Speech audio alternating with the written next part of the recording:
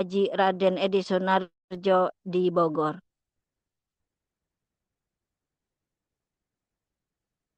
Yang saya hormati pemangku Manakiban pada saat ini yaitu Ibu Mulyatmi.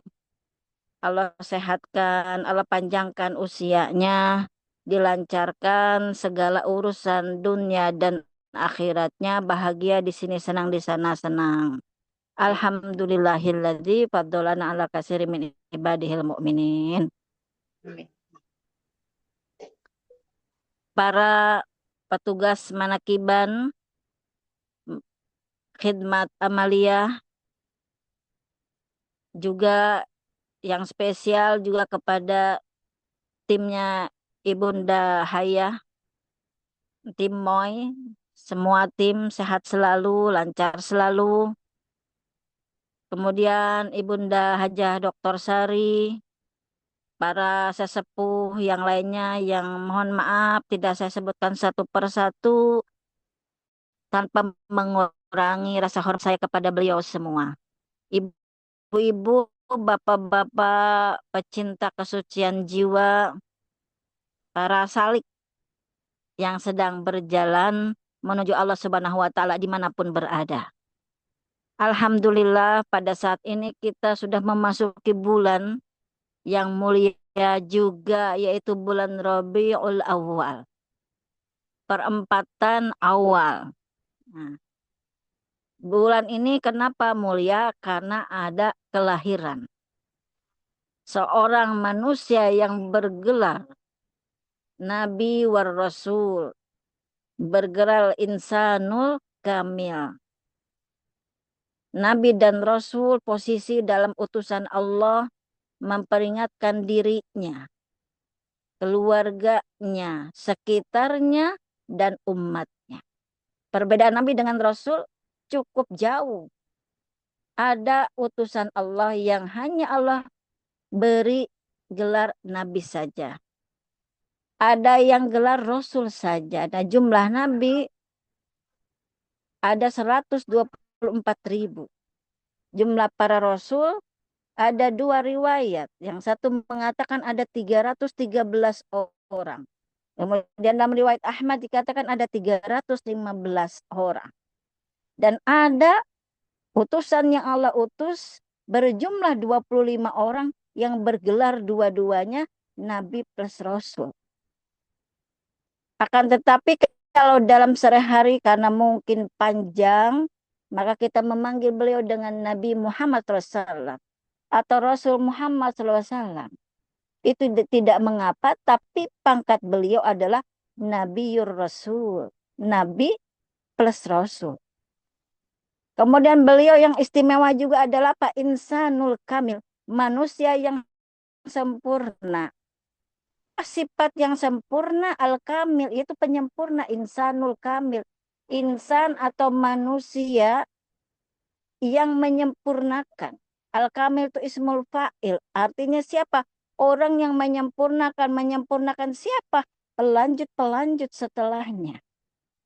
Tapi kita sebagai umatnya juga dididik begitu. Biar apa? Biar selamat dunia akhirat. Biar kita satu sop. Makanya ini tidak putus. Cuman bedanya setelah Nabi Muhammad SAW tidak ada gelar Nabi atau Rasul atau Nabi plus Rasul. Yang ada gelarnya apa? Wali. Tapi ajarannya meneruskan ajaran beliau. Meneruskan sifat beliau. Meneruskan ibadah beliau. Meneruskan akhlak beliau dalam kehidupan sehari-hari. Nah di bulan Rabiul Awal Abah menerangkan di dalam huruf alif yang kedua yaitu apa? Alif. Apa alif di situ? Artinya al-ittiba. Artinya apa? Mengikuti. Hakikatul mutaba'ati ru'yatul matbu'i fi kulli syai'in.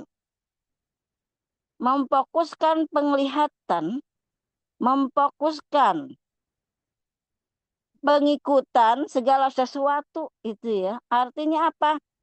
Kagak lihat kanan kiri. Waduh, orang bisa ngobatin. Itu lewatin saja. Ternyata orang itu kaya ternyata setelah masuk Toriko. Lewatin. Itu cuman lirikan kanan kiri, lewat terus. Maju terus, pantang mundur.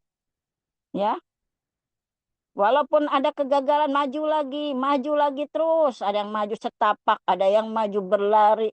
Bahkan kata Pangersa Abah, maju kita ini saking istimewanya dengan zikir kalimat la ilaha illallah. Maju apa? Dengan terbang. Itu keistimewaannya. Allah firmankan di dalam Al-Quran surat Yasin ayat 21. Bismillahirrahmanirrahim. Ittabi'u man la yas'alukum ajraw wa hum muhtadun. Ikutilah orang yang tidak meminta balasan dari kalian. Sedangkan mereka, bahkan mereka adalah orang-orang yang mendapat petunjuk. Coba Bapak Ibu, sampai Syekh Fadil aja bilang kepada kami yang saat itu bersama dengan beliau, ketika perjalanan kami menuju Jawa, beliau bilang apa? Innahu minal mukhlisin. Pangersa Abaos itu adalah orang yang mukhlis. Begitu juga waktu itu dengan um, juga diberi gelar juga. Siapa? Kiai Amin juga diberi gelar apa? Al-Mukhlis juga. Pangersa Abaos. Masya Allah innahu minal mukhlisin.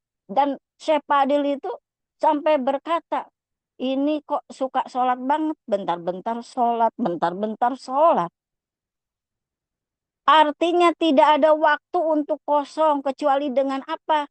Zikir mengingat kepada Allah yang kelihatan lahiriah oleh Pangersa Syekh Fadil pada saat itu adalah apa?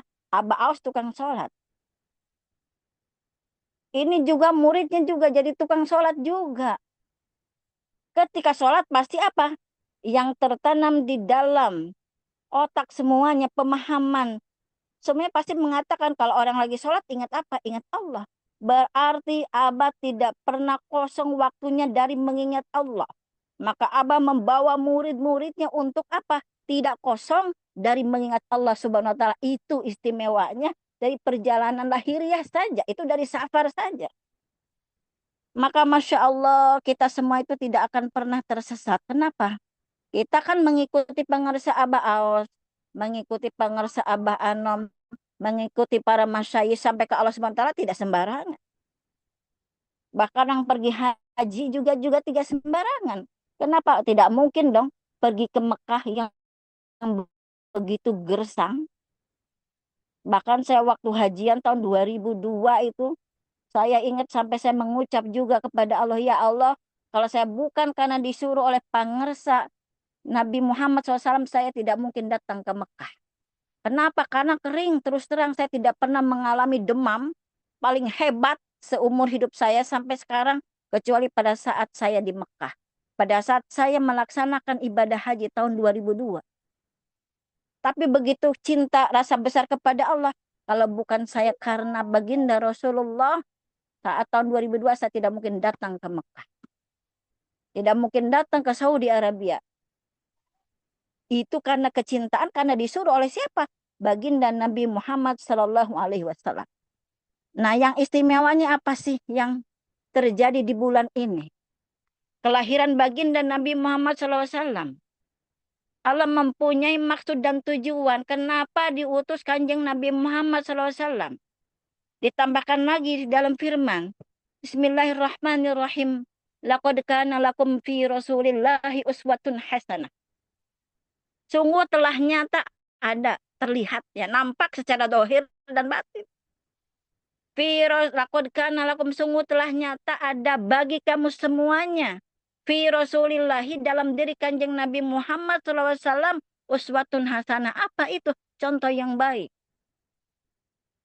Dulu saya pernah bertanya, kenapa sih firman Allah itu kenapa enggak laqad kana lakum uswatun hasanah fi rasulillah. Jadi fi rasulillahinya sebelum uswatun hasanah. Ternyata ketika saya membaca tafsir, banyak tafsir mengatakan ya, contohnya tafsir Al-Jailani. Kenapa fi Rasulillahi duluan? Karena apa? Allah menerangkan kepada kita supaya kita ikut beliau. Dan jenis beliau adalah sama dengan kita. Beliau bukan jin. Beliau bukan malaikat. Beliau adalah manusia, manusia biasa, bashar. Manusia yang mempunyai sifat kehewanan. Nah, yang menjadi pelajaran untuk kita cermati, kita identifikasi bagaimana beliau bermetamorfosa, bagaimana beliau berubah dari bashar menjadi insanul kamil.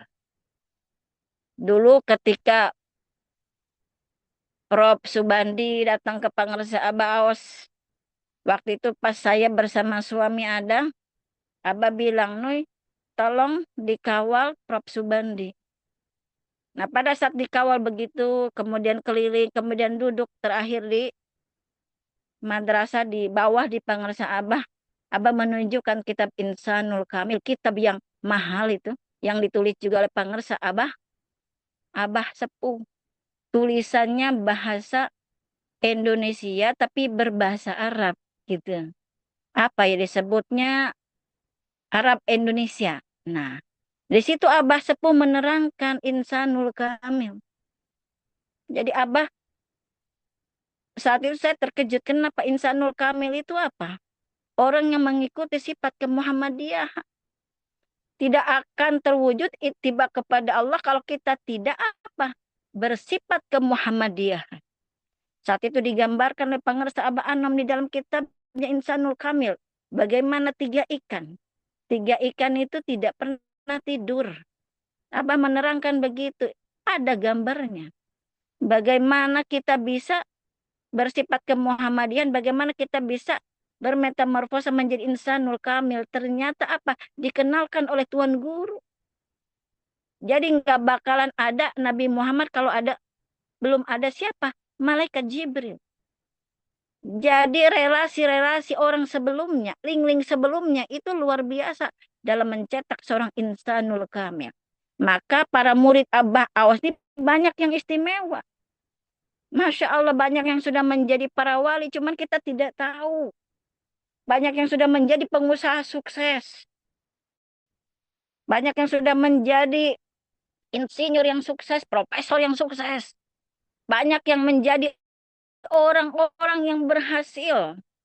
Kenapa? Karena dituntun oleh seorang manusia penerus daripada Kanjeng Nabi Muhammad SAW yang hidup pada masa zaman kita sekarang. Kalau seandainya ada yang mengeluh bangkrut, suami kawin lagi, ada kecelakaan dan lain sebagainya, itu adalah ujian maqamah. Dan juga bisa berpulang kepada dirinya. Kenapa? Bisa jadi itu adalah tazkiyatun nafsi. Dibersihkan dirinya daripada harta yang misalkan kurang halal, dari harta yang haram, dari yang subhat-subhat menjadi halal dibersihkan. Cuman pahit memang, telan aja. Namanya juga lagi salik begitu kan. Kita lagi suluk, mesti punya semangat membaca begitu Bapak Ibu. Nah bagaimana supaya semangat kita membaca? Ikuti manakiban. Mau moy, mau secara offline, ikuti amalia. Walaupun nantinya harusnya tawajuh jadi tawadur gitu ya. Kan banyak terjadi, saya juga banyak terjadi begitu. Tapi tetap niatkan kolbu kita ya Allah. Gitu kan. Kuatkan hati saya untuk amalia melalui Pangersa Abah Aos. Nah di dalam suluk, apalagi menurut Syekh Abdul Qadir Al-Jailani, kita itu diajarkan sifat ketuhanan. Bagaimana kita bisa mengaplikasikan sifat ketuhanan dalam kehidupan sehari-hari? Pahami dulu siapa Muhammad. Pahami dulu siapa Pangersa Abah Aos. Kita diberi bocoran, oh sifatnya Nabi Muhammad itu, ya kan, ada 4, Fatonah, ya Siddiq, amanah, tablik. Sifat Allah ada 20. Tapi diringkas menjadi 4 begitu. Nah, bagaimana Muhammad bisa ubudiyah kepada Allah?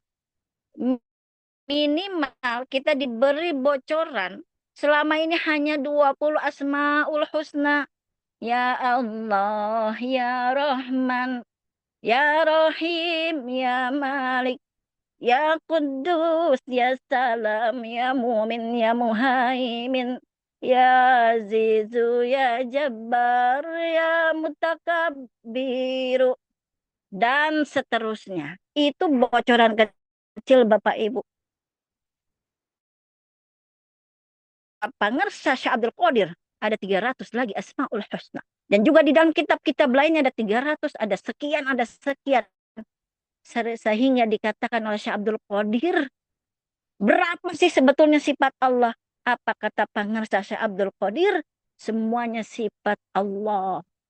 Maka ini menjadi bekal penting dalam apa? Dalam kita beribadah kepada Allah, menyembah kepada Allah. Gimana itu menyembah kepada Allah?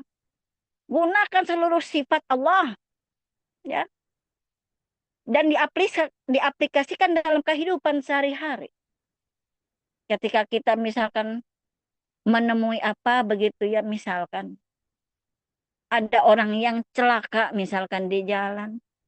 Kita berdoa kepada ya Allah, selamatkanlah dia, berikanlah dia yang terbaik karena Engkau Maha Penyelamat. Itu berarti apa?